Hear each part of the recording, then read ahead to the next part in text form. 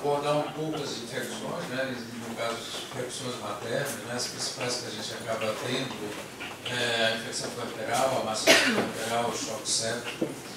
Fiquem tranquilos, não vai ser uma aula curta. Eu tive um probleminha aqui com os meus slides e eu perdi algumas coisas, mas eventualmente o que faltar eu vou eu vou resgatar e coloco no protocolo.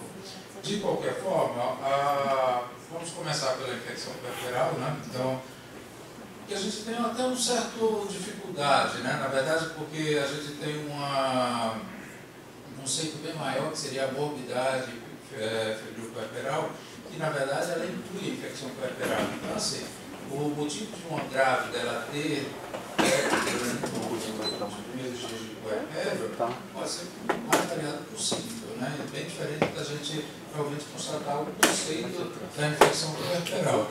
E aí a gente teria algumas características, né? Então seria aquela infecção, primeiro, ela é de origem bacteriana, ela está atuando no trato genital inferior após um abortamento ou um parto, vai ser caracterizada clinicamente pela febre, e aí a gente tem pelo menos 2 episódios de temperatura maior que 38, nos primeiros 10 dias pós-parto, por essas primeiras 24 horas. E se a gente for ver, esse tipo de infecção, ele basicamente é uma infecção ascendente da flora que está na vagina e que ela ascende ao útero pelo canal de parto. Então, basicamente a fisiopatologia seria essa, a ascensão desses germes da flora vaginal, inoculação e colonização, e aí vários fatores vão colaborar para isso, né? Então, a quantidade de exames vaginais que se faz durante o trabalho do parto, a presença de corpos estranhos, tecidos localizados, coleções, principalmente sangue, com a proliferação bacteriana e invasão do tecido, levando ao quadro de endometrite. Se a gente for pegar o americano, ele não chama de infecção puerperal, é realmente endometrite e endometrite. Se a gente for ver, não existe o termo infecção puerperal propriamente nos textos que a gente vai encontrar, porque está significando exatamente a infecção do endométrio, né? Basicamente, pelo menos. Se a gente for ver os germes que estão envolvidos, é uma série de germes, então assim, nenhum, vamos dizer assim, é mais importante do que o outro, e essa é uma outra grande característica desse tipo de infecção, que a gente considera ela polimicrobiana, então a gente nem se preocupa de identificar, e até assim, apesar de a gente às vezes encontrar cultura, mas tem muito pouco valor clínico para a gente tomar algum tipo de conduta em cima disso. E se a gente for ver os fatores de risco, esses sim. Então a gente tem que pensar que os grandes fatores de risco, cada vez mais, os partos operatórios, então, tanto, aí no caso a cesárea ela ganha bastante, mas o próprio parto vaginal operatório, então, com forceps, com episiotomia, o tempo de ruptura das membranas oculares, múltiplos toques vaginais, procedimentos invasivos durante o trabalho de parto, o próprio trabalho de parto prolongado, e, eventualmente, a flora vaginal patológica, né? Principalmente a gente pensando na presença do estreco, clamídia, gonococos. Outros fatores, na verdade, apesar de serem citados, eles têm muito pouco valor. Na verdade, é o caso da anemia, alterações de imunidade materna ou baixo nível socioeconômico dessa paciente. Os grandes fatores, então, se a gente for ver, eles estão basicamente delimitados à assistência ao parto. Então, o tempo de parto, o parto operatório, ou seja, ele independente de qualquer for, o número de toques vaginais. É isso que vai realmente interferir. E se a gente for ver o parto vaginal, vamos dizer assim, sem nenhum tipo de complicação, a taxa de infecção puerperal é de 1 a 3%. A cesárea eletiva, apesar de ter melhorado muito os índices de infecção puerperal na cesárea, mas se a gente for ver, ele, comparado ao parto vaginal, ele é bem maior. Isso aqui é uma cesárea eletiva, sem nenhum fator de complicação. Na cesárea com ruptura prematura de membranas ou trabalho de parto, você tem um aumento muito grande. E o parto vaginal, não está colocado aqui, mais demorado, com complicado também, ele aumenta, na verdade, mas sempre abaixo da cesárea. Então, a cesárea em si, não que a cesárea, vamos colocar, a gente não está causando a cesárea simplesmente porque é um grande vilão. O procedimento ele é muito maior, você expõe muito mais. Então a gente tem que ter esse tipo de consideração quanto a isso. Né? E, na verdade, além da facilidade, né, que essas bactérias entram em contato com um tecido cirurgicamente cristalizado. A presença de corpo espinho, de corpo estranho, quando a gente, como é que se diz, faz a sutura, às vezes aquela sutura realmente causando isquemia naquele tecido. Então isso predispõe realmente a chance de proliferação bacteriana.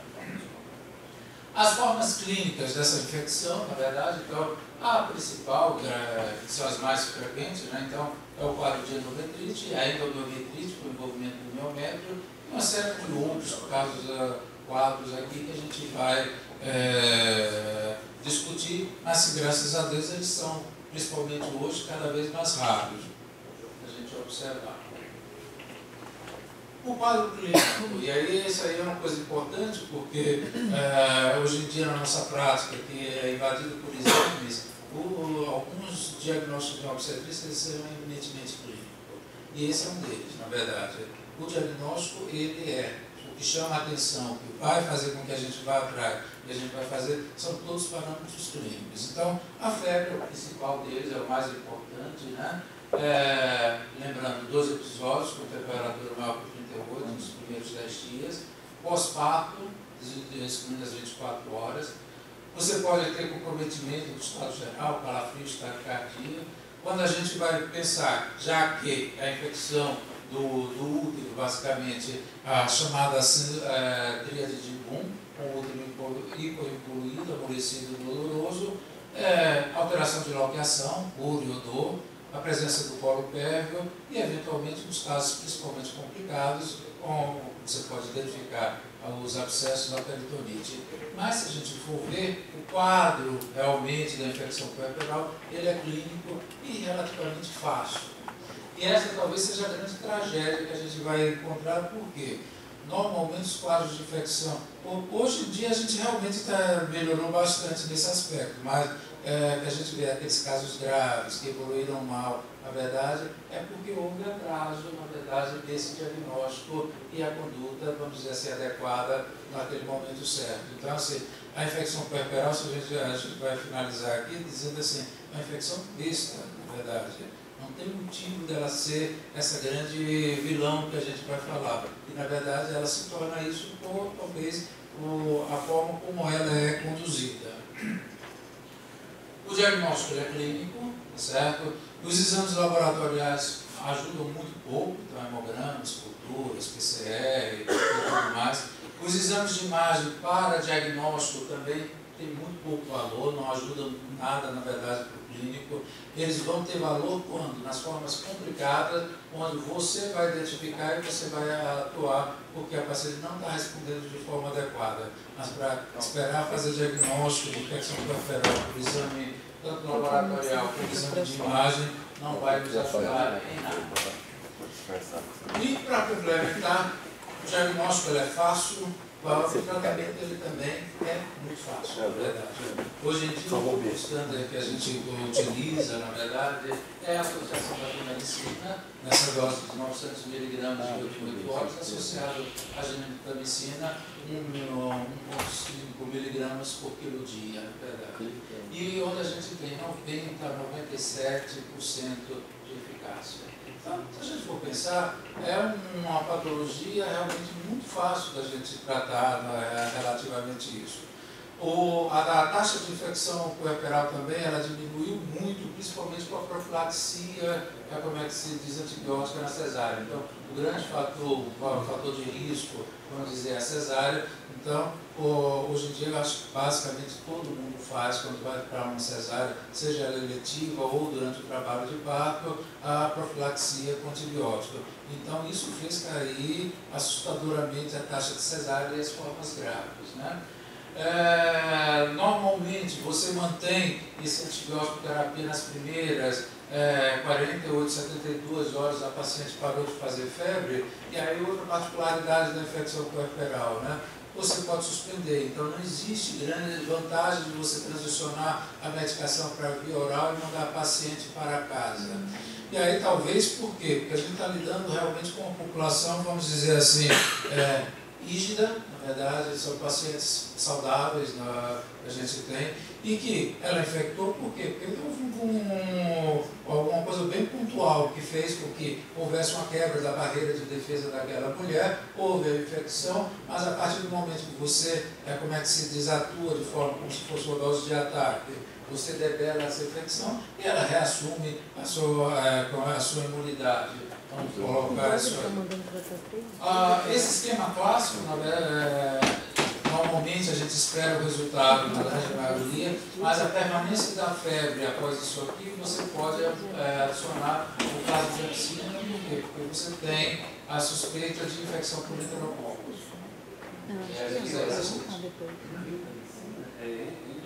Tudo é endovenoso. Esse é o tratamento padrão. Você pode fazer os dois, na verdade. Na verdade, você tem as duas opções. Até o tratamento ambulatorial, que existe alguns esquemas, que você, se a opção for, você pode fazer ela intramuscular, na verdade. Mas normalmente dentro do hospital a gente opta pela endovenosa. O tratamento é por 48 horas, você disse? E depois não precisa mandar ela para casa com antibiótico? Não. Normalmente a gente suspende. Relativamente a isso. Bom, de qualquer forma, essa reavaliação ela deve ser feita em 48, 72 horas, sabe? Pesquisar formas, como é que se diz, e a permanência do quadro clínico ou não melhora, obriga a gente a pesquisar as formas complicadas, propagadas, se a resposta não satisfatória. Avaliação clínica, culturas e os exames de imagem. Aqui, agora, nesse momento, esses exames eles se impõem. Né? A avaliação terapêutica, para reavaliar o esquema antibiótico e a abordagem cirúrgica. Se a gente for ver isso aqui, na verdade, é exceção da exceção, na verdade. Então, são casos que realmente não vão evoluir muito bem, na verdade. A grande resposta, na verdade, a gente vai ter isso aqui. E de uma forma muito, vamos dizer assim, tranquila. Na verdade, normalmente a gente não tem grandes problemas. Tudo bem? Bom, existe, apesar assim, particularmente no nosso serviço a gente não tem experiência nenhuma, mas eventualmente pacientes muito bem, rígidas, pacientes diferenciadas, podem optar pelo tratamento ambulatorial. No nosso serviço a gente não tem esse hábito. Normalmente o paciente com infecção puerperal a gente coloca para dentro e ela fica de observação aí 48, 72 horas. Está tudo bem, a gente dá alta para ela. Mas é possível, na verdade. Então, que você pode utilizar o mesmo esquema de gentamicina, aí via oral, 600 mg de 6 em 6 horas, associado à gentamicina, a mesma dose, uma vez ao dia. Então, a gentamicina também ela tem uma vantagem, na verdade, uma característica que antigamente realmente a gente fracionava, mas hoje em dia a opção é realmente por dose única, porque ela é menos nefrotóxica, na verdade, quando você faz dose única. Mas você pode associar o outro esquema, a amoxicilina, ácido clavulânico, a cefatetan, meropenem, mipenem, então, amoxicilina com metronidazol. Então, você tem alguns esquemas que, eventualmente, você pode fazer isso ambulatorialmente em uma paciente que você individualize. Certo? Não me perguntem experiência, porque realmente a gente não tem, a gente não trata dessa forma. Certo? Mas é possível. E aí você tem alguns tratamentos que aí são individualizados dependendo da forma clínica como a infecção puerperal ela vai se apresenta, né? No caso das infecções por episiotomia ou faceite, né? Na verdade, além da antibiótico terapia, o tratamento você vai ter que fazer a drenagem de coleções, do evitamento de tecido necrótico.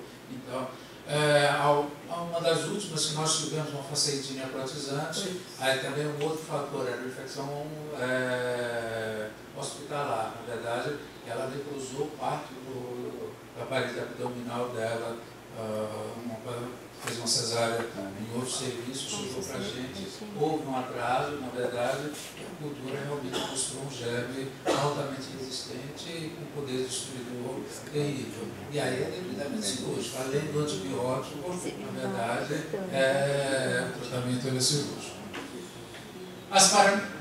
As parametrites, os abscessos pélvicos, então a permanência da febre vai obrigar a gente a pesquisar, na verdade, reexaminar essa paciente e a identificação da drenagem cirúrgica também.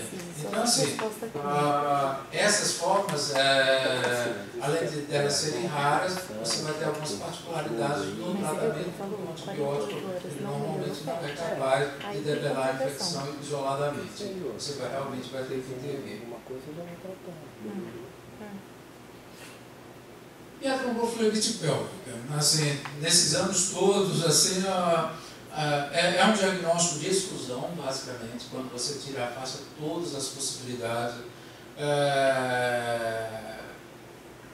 Eu diria até assim, a gente tem que ter um pouco de fé de que realmente a trombofleebite ela existe. É muito raro, na verdade, acontecer, e acho que até por conta disso deixa a dúvida na gente realmente. Mas, teoricamente, o diagnóstico dela é exclusão, por quê? Você tem a presença da febre persistente, apesar do tratamento antibiótico, e você virar essa mulher de cabeça para baixo e não achar nada. Então, e normalmente não são febres altas relativamente a isso. O diagnóstico, você pode usar eventualmente um achado de tomografia computadorizada, mostrando naquela região a presença do trombo, né? E o tratamento seria, além do antibiótico, associar a anticoagulação. E até que a esterectomia, ela também era um tratamento que, eventualmente, nesses casos complicados, que você não tem resposta, você pode chegar a esterectomia. A gente nunca pode, e hoje, me lembro até na época da doutora Marilza, ela sempre falou muito para a gente, é muito melhor você fazer uma esterectomia e salvar uma mulher, do que na verdade você ficar protelando, no caso que está evoluindo mal, na verdade você acabar perdendo essa mulher. Então, apesar de hoje estar, vamos dizer assim, talvez na nossa região, no nosso estado, a gente não vê muito a questão desses casos graves de infecção puerperal. Se a gente for olhar para o restante do país, esses casos que chegam, e aí é daquela questão de atraso da paciente, tem o parto, e a coisa vai se arrastando, e ela chega no estudo, e muitas vezes não em maternidades, até em hospitais gerais, na verdade, com partos realmente muito graves, a gente vai ver, e são esses casos que realmente levam ao óbito. E se a gente for ver, vamos dizer assim, é uma complicação cirúrgica, na verdade, simples de resolver. Mas, aparentemente, ela começa de uma forma muito grave, mas a forma como ela é conduzida, o atraso do seu diagnóstico, ou conduzido de forma inadequada, ela tem efeitos desastrosos, na verdade, relativamente a isso. A outra, eu perdi, principalmente as fotografias que eu tinha, na verdade. Então, um pouco, vamos dizer assim, condensado como é que se diz, a minha apresentação quanto a isso. A mastite puerperal, né? Então, essa é uma complicação muito comum que a gente também vai ter. E, por outro lado, a gente vai ter a questão do puerpério, que é o grande foco do obstetra, na verdade, é a gravidez. E a gente vê que a parte do puerpério ela acaba sendo um pouco negligenciada, porque assim, já nasceu, fica todo mundo tranquilo quanto a isso. É uma das fases mais complicadas na vida da mulher, vamos dizer assim. É realmente onde ela vai se lidar agora com o bebê que precisa dela.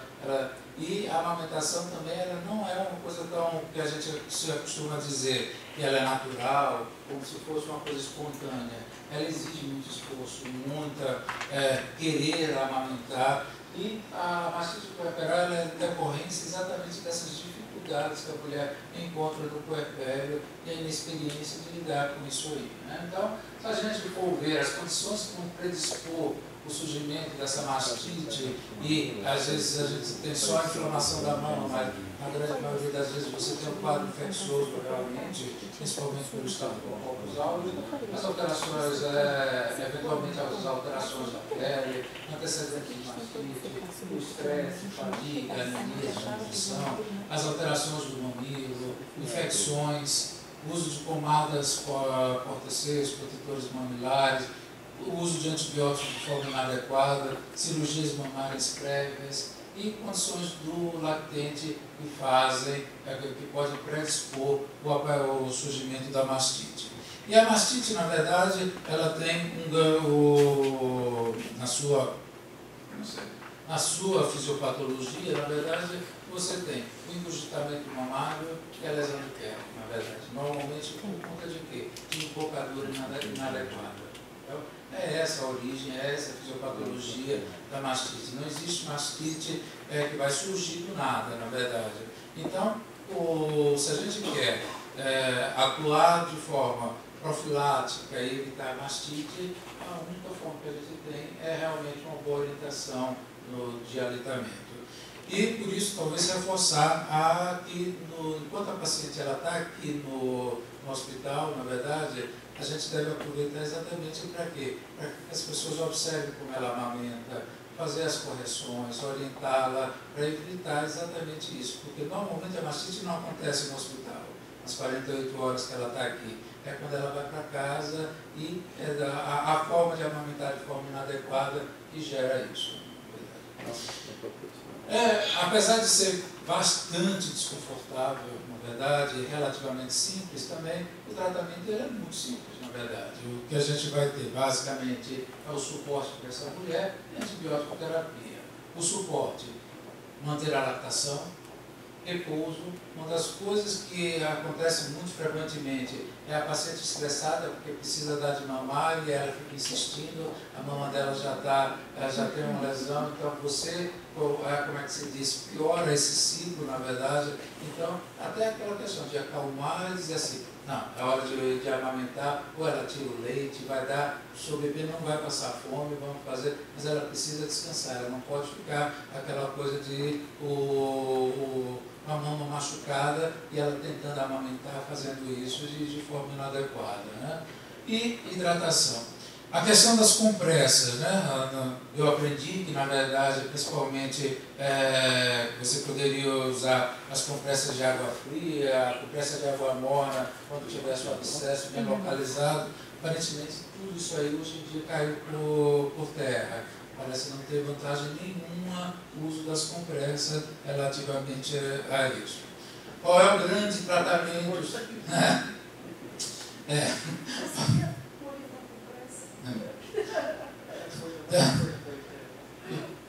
Coisas da medicina.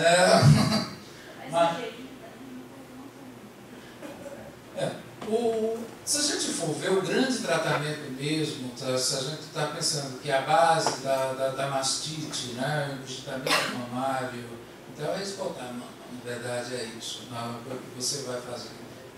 Esgotar essa mama, então às vezes até realmente é só com a mão, eventualmente até isso aí melhorar. Aí a gente vai entrar na questão, analgesia é essencial, não tenham medo, até porque assim, ela não vai conseguir, qualquer coisa vai ser inócua, ser com aquela mama enorme, endurecida e dolorosa, ela não consegue fazer nada, você tem que começar a tratar essa dor. E aí, paracetamol, dipirona, codeína, uso de anti-inflamatório, para ela conseguir, na verdade, reverter esse ciclo.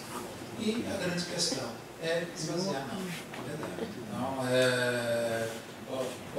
isso com frequência é muito doloroso, é complicado, mas assim, com orientação, com calma, acaba se vencendo. Passar confiança para essa mulher, esgotamento mamário.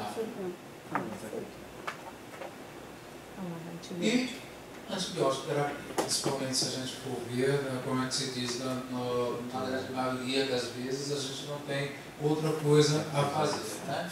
Então, a própria cefalexina, a clindamicina, a amoxicilina. O pessoal da MASP lá no serviço gosta muito do zinátrio. Então, na verdade, a única observação que a gente tem que fazer é o tratamento de 10 a 14 dias, por conta do risco de recidiva, então merece um tratamento. Então, os tratamentos de curta duração não devem ser evitados. A reavaliação com 24 a 48 horas. Então, normalmente, o tratamento das mastites, eles são ambulatoriais. Então, a gente tem que orientar assim, não houve melhora, pedir para ela realmente voltar, para a gente dar uma olhadinha, para ver se não está tendo nenhum tipo de complicação. Né?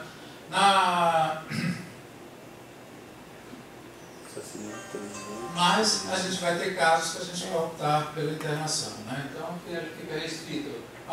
Aquela paciente que tem condições socioeconômicas totalmente desfavoráveis, mora no sítio, ou realmente o grau de instrução dela compromete até o uso da medicação de forma correta. Então, eventualmente, a gente ainda tem esse tipo de caso. Abscessos grandes ou septados, a mastite recidivante, sinais de bacteremia ou sepse, e a resposta insatisfatória ao tratamento ambulatorial. Seriam as grandes indicações, mas é cada vez mais raro.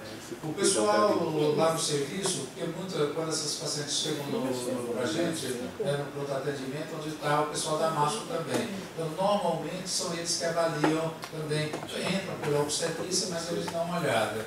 E lá eles têm o hábito sempre principalmente quando vê que está formando algum abscesso, eles já fazem ultrassom. O ultrassom aí, na verdade, porque até assim, às vezes, clinicamente, a gente palpa, a gente avalia, parece ser um abscesso simples, tranquilo, que a gente... quando eles fazem o ultrassom, então, às vezes eles encontram esses abscessos septados, então muitas vezes eles vão lá, funcionam, na verdade, e resolvem. Então, assim, é uma outra forma de abordar, se a gente tiver a oportunidade de fazer isso, parece ajudar bastante, às vezes, esses casos que seriam arrastados e, às vezes, com maus resultados, né, na verdade. Mas, e aí, nesses casos complicados, a droga de eleição é a oxacilina mesmo, 600 mg de 6 em 6 horas, associado a cefoxilina, 1 grama de 8 em 8. Você tem outras opções ali para substituir a oxacilina, certo? Principalmente a vancomicina, e se você quiser pegar a naiobis, a clindamicina ou o metronidazol. Mas realmente essa não é, cada vez, antigamente a gente tinha mais, mas hoje em dia a gente praticamente não deve.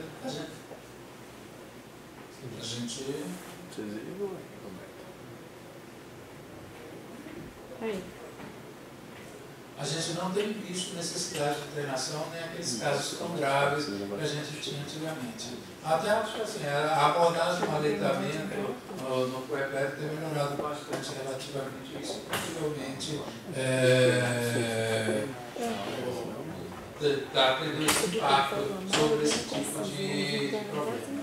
Mas vale a pena a gente lembrar, principalmente assim, é muito desagradável para a mulher, é uma coisa que a gente não tem ideia do quanto isso é doloroso, do quanto isso interfere até no contato dela com filhos e tudo mais. E ela também é muito fácil de evitar, né? A questão do choque séptico, eu vou ser bem sincero para vocês, que assim, eu tive um pouco de dificuldade para entender exatamente o que vocês queriam realmente com o choque séptico. Por quê? O choque séptico, na verdade, é que a gente vai ter é uma complicação, na verdade, muitas vezes até decorrente de uma infecção traqueal, de uma mastite, ou de qualquer outro quadro infeccioso, na verdade. E principalmente o nosso papel como obstetra, na verdade, vai ser basicamente fazer o diagnóstico, talvez dar o tratamento inicial, né? Mas normalmente essa paciente vai acabar indo para uma UTI e sendo tratada pelo intensivista, né? Então, assim, ficou um pouco complicado, na verdade, acho que a gente pode, então, na verdade, eu fui bem sintético, uma série de coisas, até assim, vocês podem até falar, não, a gente quer exatamente isso, esse aspecto do choque séptico, a gente pode, na verdade, na parte do protocolo, identificar algumas coisas, mas, porque depois eu comecei a ver, vamos falar de drogas vasoativas, eu vou botar um monte de tabela, vou botar um monte de coisa, então vocês não vão lidar com isso. A própria questão até do antibiótico, na verdade, essa paciente ela vai ter todo um ritmo, vamos dizer assim, dependendo relativamente a isso. Então eu fiquei um pouco realmente perdido, peço até desculpa para vocês, mas da forma como vocês disserem que vocês querem, eu coloco direitinho relativamente a isso. Mas, de qualquer forma, a gente tem que pensar que a sepse, que é uma reação inflamatória, né, basicamente, a infecção, né, podendo evoluir para o choque séptico, mas o grande problema dela é exatamente a mortalidade, que chega a ser maior do que 50% dos casos de sepse, elas podem evoluir para o óbito. Mesmo as pacientes com diagnóstico precoce e bem tratada, ela fica ali mais ou menos próximo dos 40%. Então, se a gente for ver, é uma intercorrência, é uma complicação muito grave quando a infecção chega a esse ponto. Exatamente por conta da grande repercussão, que aí você tem não uma infecção localizada, mas ela se generaliza, na verdade, e você teria esse tipo de problema. As causas, assim, eu até eu pontuei algumas, mas na verdade são as mais variadas possíveis, talvez as mais comuns que a gente vai encontrar dentro da obstetrícia, as infecções pós-abortos, as poliomielites, a infecção puerperal, a mastite e a etiologia não obstétrica, a infecção urinária e outras, mas pode ser o mais variado possível, na verdade. Então, qualquer tipo de infecção, na verdade, ela potencialmente pode evoluir para um quadro séptico. A gente tem que também pensar que alguns fatores agravantes do associado, então, desde doenças sistêmicas, feito diabetes, anemia, o grau de desnutrição da paciente pode realmente, apesar de ser muito raro, mas a infecção hospitalar, então, é uma coisa que chama muita atenção. Às vezes os casos graves que a gente acaba vendo, eles na verdade têm origem exatamente de germe dentro do hospital, né? Então, e a gente tem que tomar muito cuidado com essa questão do uso de antibióticos de forma inadequada. Então, às vezes a gente vê aquela paciente que tem infecções urinárias e repetição, foram tratadas empiricamente, sem você exatamente saber, e eventualmente você está selecionando germe e eventualmente qual é a explicação? É exatamente isso, né? Fatores socioeconômicos. O diagnóstico também tem uma série, fica difícil da gente determinar o único, mas a hipertensão arterial chama muita atenção, a perfusão inadequada de órgãos, febre, taquicardia, insuficiência respiratória. Né? E o que é importante é fazer esse diagnóstico, pensar na sepse, na verdade. Então, assim, feito o diagnóstico, o que é que a gente vai fazer? É um diagnóstico eminentemente clínico também. Existem até alguns marcadores bioquímicos, laboratoriais para tentativa, mas são coisas bastante inespecíficas e que normalmente não estão disponíveis para a gente poder utilizar. Então, simplesmente que vai falar a favor. Então, o quadro clínico da paciente é essencial para você fazer esse diagnóstico. E basicamente, o que a gente vai ter? Oferecer oxigênio, monitorização contínua da parte respiratória, avaliar a necessidade de intubação e ventilação mecânica, porque muitas vezes o comprometimento pulmonar ele já é bastante importante e essa paciente pode evoluir rapidamente para insuficiência respiratória. Acesso venoso calibroso e, na grande maioria das vezes, central mesmo, apesar de recentemente, até conversando com o pessoal da UTI, eles estão cada vez menos fazendo acesso central, que nos plantou relativo, mas assim, principalmente por infusão de drogas e tudo mais, o choque séptico ele ainda continua sendo talvez a grande indicação para os acessos centrais. E infusão de cristalóide. Existe até uma discussão de algumas novas formas com albumina, mas aparentemente o cristalóide ele continua sendo a grande indicação dessas infusões. Né? E medidas auxiliares, medicações vasoativas, inotrópicas, transfusão de hemoderivados. Né? Aqui, basicamente, quando a gente tem a suspeita da sepse, né? Então, taquicardia, taquipneia, então, avaliar, na verdade, clinicamente, laboratorialmente, radiografias, todas as culturas, principalmente urinário, que é o grande foco que a gente acaba investigando, mais as investigações, né? O problema desses exames é que eles demoram para ter resultado, então você não tem de forma imediata e a nossa conduta não vai depender disso, né? Mais raio-x de tórax, você vai tentar examinar essa paciente de cima a baixo para tentar identificar o foco, eventualmente, avaliação cardiopulmonar dessa paciente, avaliação de disfunções de órgãos, então, você teria, e, basicamente, a nossa conduta imediata. Infusão rápida de cristalóides, oxigenoterapia e terapia antimicrobiana, né? E você tem uma série de outros, vamos dizer assim, cuidados que você pode, na verdade, realizar dependendo da origem. Tá, calma. Desculpa. Acho que algumas coisas, em termos de antibiótico terapia, né, que a gente pode ter.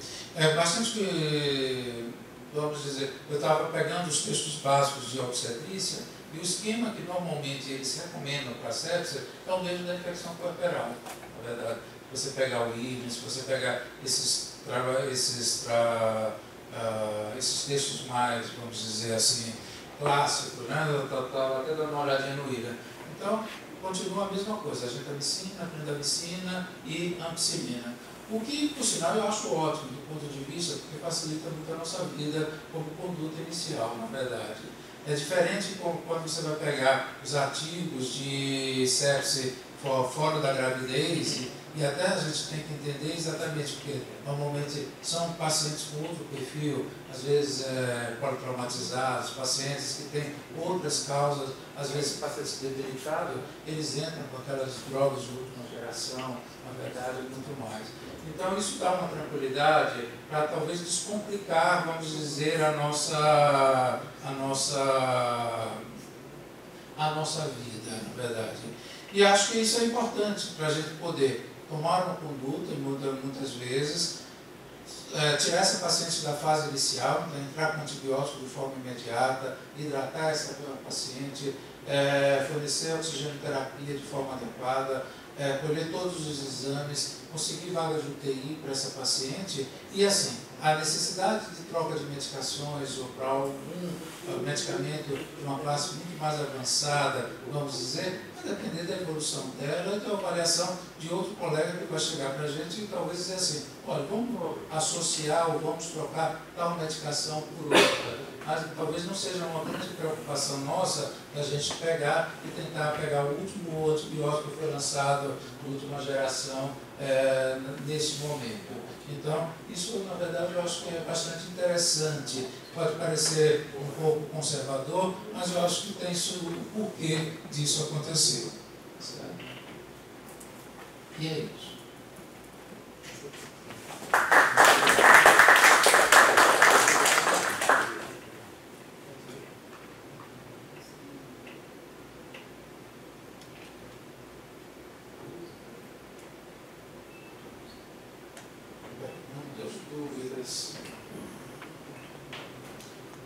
E até eu gostaria de, talvez assim, vocês fossem mais específicos nessa questão do choque séptico. Eu realmente fiquei, eu ia falar coisas muito específicas, na verdade, ou não sei, não, a gente conversa e talvez abre para necessidades que eles realmente estão pensando.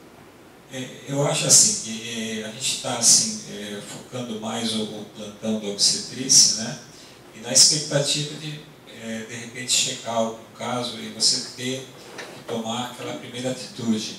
Porque nem sempre a gente tem na UTI com vaga aberta, nem sempre você tem um clínico geral à disposição ou voltado à nossa área para combater esse choque, entendeu? Então a gente tendo esse início de protocolo, saber que, como você falou em literaturas até um pouco mais, né, antigas, né? E são casos que a gente vai pegar eventualmente. Quando aquilo lá surge num plantão aí de madrugada e a gente fala, pô, será se é isso mesmo, né? Vem outra especialidade, vem com outra visão vem com outro antibiótico, né? Então ali você tem um momento na qual você tem que falar, peraí, eu estou atualizado e a medicação é essa mesma, eu quero dar esse primeiro atendimento. E talvez, né, depois você conseguiu vaga na UTI, chamou outra especialidade, chamou infectologia, né? Então daí você começa a dividir, mas você já saiu daquele primeiro sufoco que foi a entrada de porta, né? Porque o que vai acontecer, né? E já tivemos casos até aqui no hospital, a pessoa chega, fez cesárea, está com febre, ginecologista, né? Não avalia, às vezes, até o total. Daí você vai ver, está hipotensão, está taquipneica, está não sei o quê, e fica lá aguardando a avaliação nossa, né? Daí chega e, de repente, essa primeira atitude, até você chegar, avaliar, e falar, não, isso aqui está precisando de um intensivista, está precisando de uma vaga na UTI, não sei o quê, porque as outras especialidades, muitas vezes, não veem essa urgência como a gente está vendo, né? Então, para a gente poder pegar, falar, peraí, onde que eu vou me basear para poder dar essa primeira conduta, para poder sair desse sufoco, e essa conduta, como ela não é uma coisa frequente. Eu poder falar, não, e é isso mesmo que eu faço, eu estou embasado, eu estou em literatura, foi porque a gente solicitou esse tema. E eu fiquei muito contente de saber que ainda essas coisas, né, de lá, tempo atrás, não mudou. Ainda não Quando mudou. a gente pega os textos, na verdade, muito mais do choque séptico para adulto, vamos dizer assim, uma visão de mais do intensivista, aí sim, eles lançam mão dessas drogas que a gente não sabe nem manejar, na verdade, relativamente a isso. Quando a gente está pegando, e isso não significa que talvez não tenha necessidade, na verdade, mas eu acho que talvez realmente essa visão. A gente vai fazer o diagnóstico e dificilmente você vai ser o único médico a conduzir essa paciente, na verdade. E aí isso dá tempo, na verdade, a rapidez de você atuar, de você, como é que se diz, iniciar o tratamento e essa facilidade, muda o prognóstico, na verdade. Porque às vezes é até aquela coisa, deve ter uma medicação mais moderna, vamos estudar, vamos ver. Isso aí, na verdade, essa perda de tempo, ela realmente pode comprometer. E aí, justamente, a gente ter esse protocolo, eu acho que das grandes serventias que ele vai ter para quem está de plantão ou a gente que está atendendo uma urgência aqui no hospital, é você ter um acesso rápido a uma literatura atualizada. Eu acho que esse vai ser um dos grandes, né? Usos, né, do protocolo, está no sistema que a gente vai tentar colocar, né? E você ter um acesso rápido e saber que esse tipo de medicação, que essa conduta, ela está atualizada. Porque o ruim você entra com, né, a galaricina e tal, e depois chega lá na UTI, muda tudo a droga, vem com essas drogas novas, mais potentes, não sei o que, você fala, puxa vida, né, eu sou do tempo, não sei das quantas e tal, e não dei uma medicação tão atualizada, né? Então, a gente fica se questionando. Então, você tendo esse embasamento, isso aí vai ajudar bastante e vai beneficiar o paciente também, porque ela acabou usando uma coisa que está sendo atual. Acho que talvez a única coisa que causa um estranhamento, né, na verdade, eu vi até pelas expressões, é a questão de suspender o antibiótico na infecção puerperal, né? Mas se a gente for pegar todos os casos, eles falam 48, 72 horas sem febre, você pode suspender. Não há uma vantagem de você transicionar a medicação e ela ir para casa e você estender o tratamento por 7, 10 dias. A mesma coisa que a ideia que a gente tinha, por exemplo, do uterolítico, né, que a gente internava e às vezes você passava a medicação para casa. Hoje em dia, realmente, a gente tem um pouco de dificuldade com essas coisas, mas realmente é isso.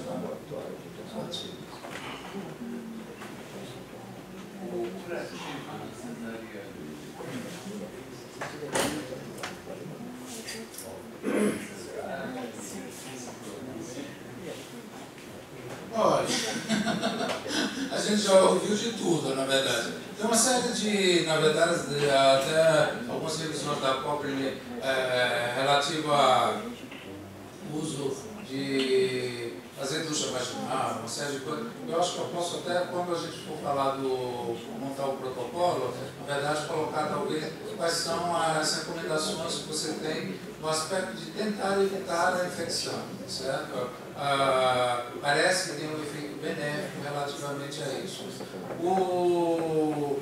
No nosso serviço, a gente tira, na verdade, o curativo com 12 horas mais ou menos. A gente tira, na verdade. A gente não tem aquele, porque tem aqueles curativos, eu não vou me lembrar o nome dele, que ele ficaria aí 48 horas, etc. Você poderia. Isso não tem problema.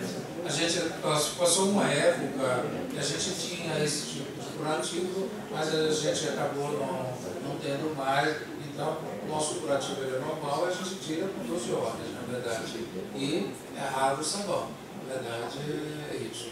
A profilaxia com antibiótico, então toda cesárea, parto normal, a gente não faz profilaxia.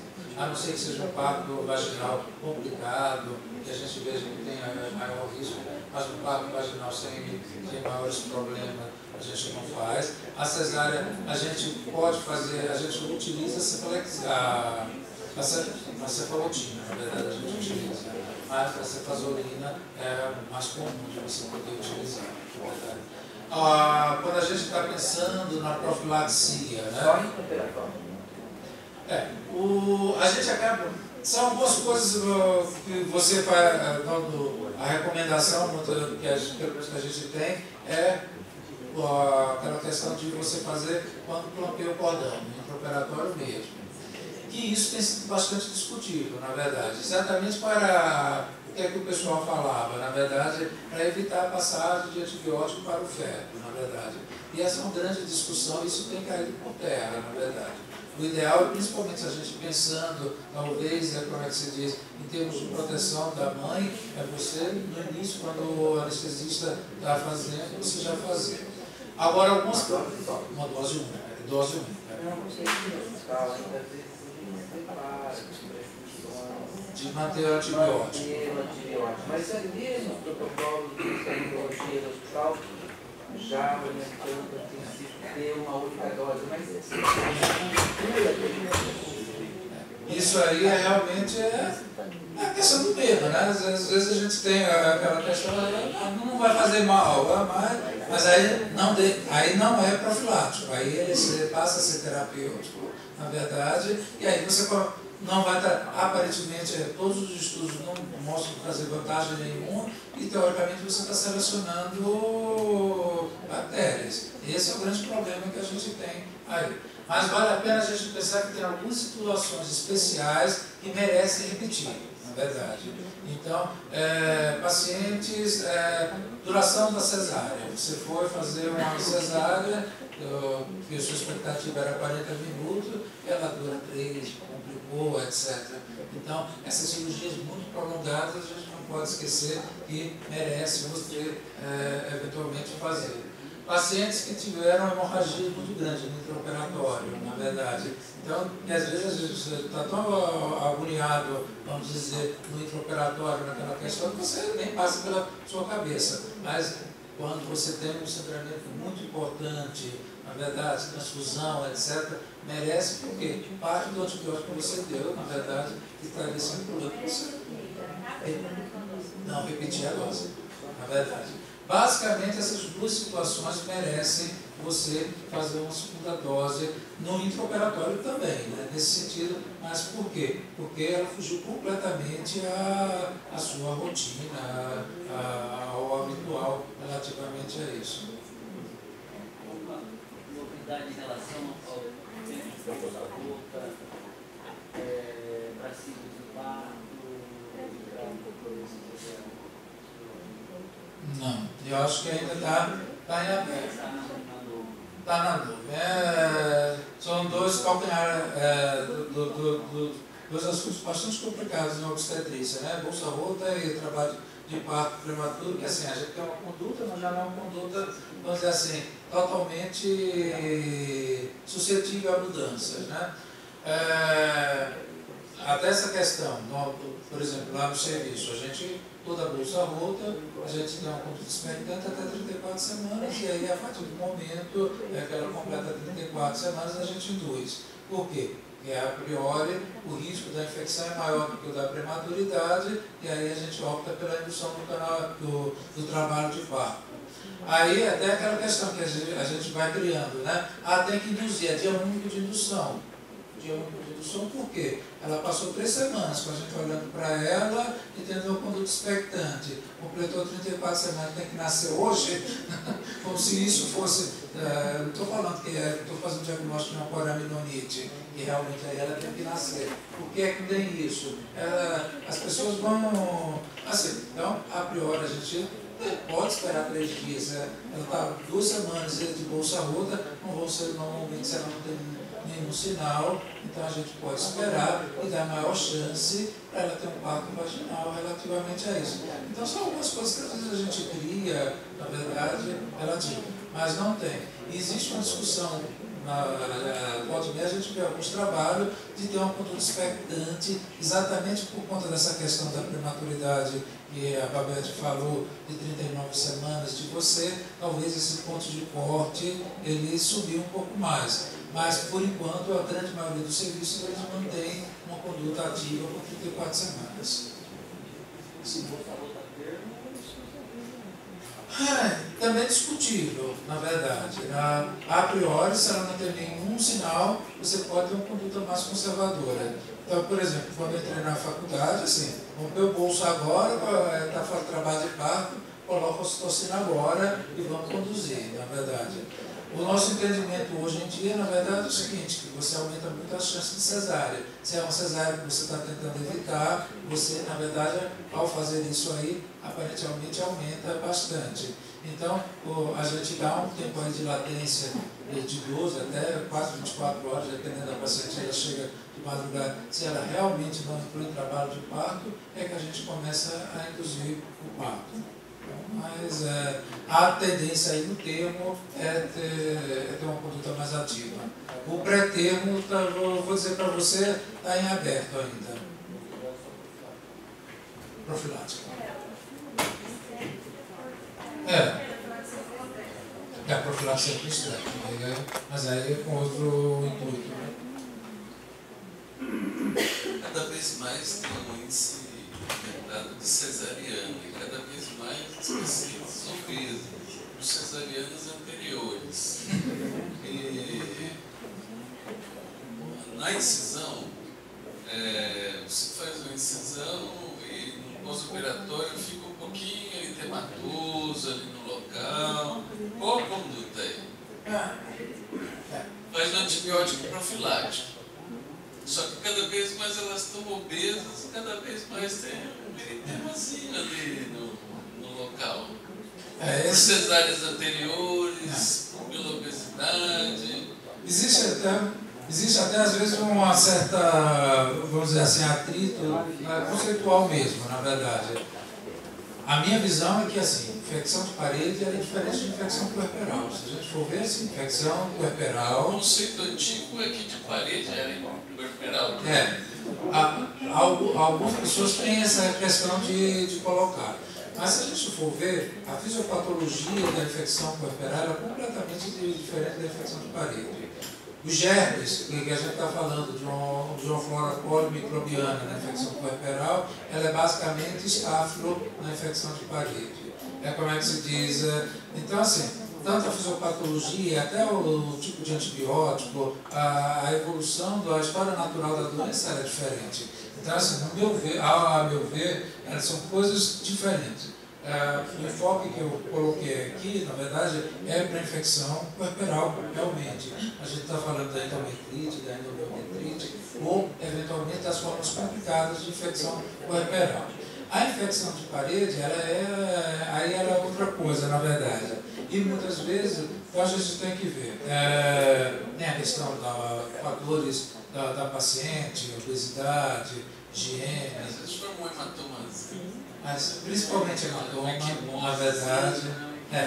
Então, a gente tem que observar, porque muitas vezes o tratamento, na verdade, é drenagem, na verdade. Eventualmente é um hematoma maior, é alguma coisa Só mais... aquele tema sem nenhuma pressão. Olha, normalmente quando a gente faz esse diagnóstico, a gente usa muito a cefalexina, na verdade. E aí é o tratamento, 7 dias. Então, até aquela questão, a paciente não está com febre, mas você está vendo que ela está fazendo uma celulite e tal, assim, a gente introduz porque a cefalexina pega bem, na verdade é viral, a paciente então ela retorna com 48, 72 horas para a gente dar uma olhada. Normalmente a gente faz isso aí, mas com outro olhar, diferente da infecção puerperal, certo?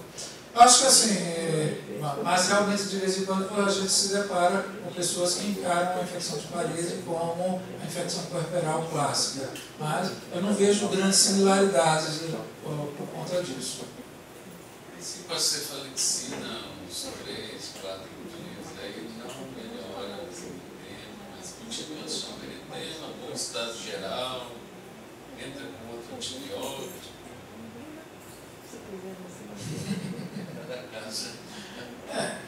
Olha, acho que fica muito difícil talvez de olhar, na verdade. A persistência, como é que se diz, a gente sempre deve procurar alguma coisa mais grave, na verdade. Acho que é de bom tom, na verdade, talvez pedir um ultrassom de parede para dar uma olhadinha se não tem uma coleção maior. Às vezes é uma coisa que a gente não está vendo e que, na verdade, a persistência... Porque se a gente está pensando que é uma coisa tão simples que não está, era para responder muito bem essa cefalexina, né? Então, assim, eu acho que talvez melhor do que a gente ficar avançando, vamos dizer assim, associando antibiótico, talvez seja melhor olhar. Não tem nada, etc. Eu associaria, mas talvez, se eu tenho condições de fazer, eu pediria um ultrassom de parede. Às vezes tem alguma coisa que a gente não está vendo aí. Bastante relacionado à qualidade de uma central de materiais, onde o material é cuidado, porque a gente opera em um hospital público, opera em um hospital, por exemplo, nosso, você não tem essa celulite, a gente não tem. Zero. Muito mais. Você tira um curativo depois de 7, 8 dias, um curativo do cozinha, você sabe que não tem, né? Claro, não tem. Se você faz um outro serviço que não tem uma central de esterilização de qualidade, você vai ter celulite. É local, o sítio cirúrgico ali contaminado com material. Mas mesmo o pessoal que ajuda. Mesmo pessoal, já tivemos casos. Tudo interfere, na verdade. É um conjunto, né? Na verdade, você não consegue, não dá para a gente dizer que é igual. Não é, na verdade. Acho que há uma interferência relativamente a isso. Uma época aqui, eles estavam pedindo para dar uma enxugada. Quando a gente faz a CFC por Lex, tem que usar aquele descartável, aquele cola. E para colar, você está usando cola. Então a gente dá uma enxugadinha onde vai prender. E aí tiveram os casos de infecção de parede, a CCH estava avaliando o que poderia influenciar, pedindo para ver se não enxugava, para ver se... Mas a qualidade é Faz a tricotomia. Tricotomia nós não fazemos. Nem. Imediatamente antes do pré-operatório deve fazer, que são muitas de infecção. Então, mas vocês têm um local da incisão ali, tem um meio razoável de filho, A recomendação, na verdade, é tentar parar, cortar o excesso, na verdade, mas a tricotomia em si, na verdade, porque você lesa a pele, né, na verdade. E aí você aumenta a porta de entrada de bactéria. Essa é a grande questão que se tem. Então, talvez realmente aparar bem rente, isso aí, só naquela região, mas você deve evitar fazer a tricotomia relativamente antes do ato cirúrgico em si. Porque aparentemente ela aumenta o risco de infecção. No hospital lá, o pessoal fazia tricotomia em casa. E a CCH, né, fazer no ato da operação. Uma conduta que deu lá é fazer no ato da operação. Olha, foi isso. Na verdade, a tricotomia ela caiu muito dentro da obstetrícia. Se você pegar todas as meta-análises, etc., a tricotomia, o clisma, no nosso serviço realmente era rotina a gente fazer tricotomia. A paciente entrava na maternidade, no pronto atendimento, era feita a tricotomia para ela entrar dentro do hospital. Era esse o que se fazia. Quando houve essa mudança, claro, houve um estranhamento muito grande, revoltas, etc. Mas hoje em dia, na verdade, é tão natural, na verdade. Agora, claro, a paciente tem realmente um excesso de febres que vai. Normalmente as meninas do centro obstétrico, quando ela vai para a cesárea, ela vai fazer, elas aparam bem rente ali, e a gente não tem tido problemas quanto a isso, na verdade. Começou a fazer parte da rotina, na verdade, sem maiores problemas.